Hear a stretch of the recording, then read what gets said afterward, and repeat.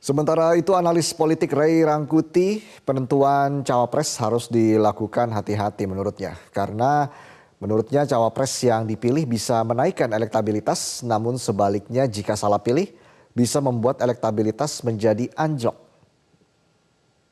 Ya, tentu karena cawapres ini sangat menentukan posisi kemenangan ya sekarang ini gitu. Siapa yang akan mereka pilih, kalau blunder ya bisa anjlok. Tapi kalau tepat, ya memungkinkan mereka untuk mendapatkan suara lebih gitu. Oleh karena itu harus ekstra hati-hati. Nggak bisa seperti misalnya Pak Jokowi di era kedua gitu ya. Hanya last minute menentukan nama jadi gitu ya. Atau seperti Pak SBY di putaran kedua juga situasinya sama. Kalau sekarang nggak bisa. Wakil presidennya sangat menentukan untuk menaikkan elektabilitas atau tidak. Sekali salah pilih, bisa anjlok dan seterusnya gitu. Nah, cuman dari dua kandidat ini, menurut saya yang apa namanya itu, yang paling terbatas pilihannya itu sebetulnya tinggal Pak Prabowo gitu. Karena apa saya bilang terbatas itu? Pak Prabowo itu saya kira tinggal dua nama yang mungkin bisa disodorkan kepada beliau. Satu ketua umumnya Bung Nusron, Pak Erlangga Hartarto.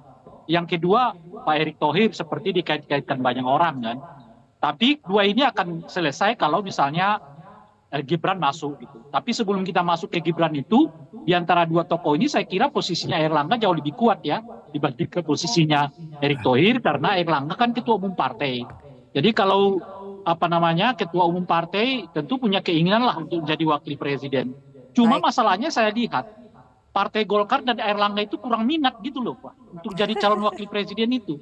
Nggak ada kelihatan upaya yang gigih untuk mendapatkan posisi itu sebagaimana dilakukan oleh Caimin, dilakukan oleh AHY misalnya, atau mungkin kandidat-kandidat yang lain yang memang kelihatan ada upaya lah untuk mendapatkan posisi di wakil presiden itu. Ini agak unik melihat Erlangga dan Golkar ini menurut saya karena ibarat Dari mana main Anda sepak menilai bola, begitu, mereka udah Bang Rey? kenapa?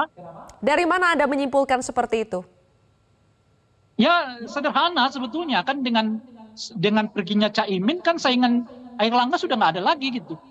Nah Airlangga akan dan Partai Golkar akan bisa bersikap seperti Caimin. Kalau nggak milih mereka akan pindah.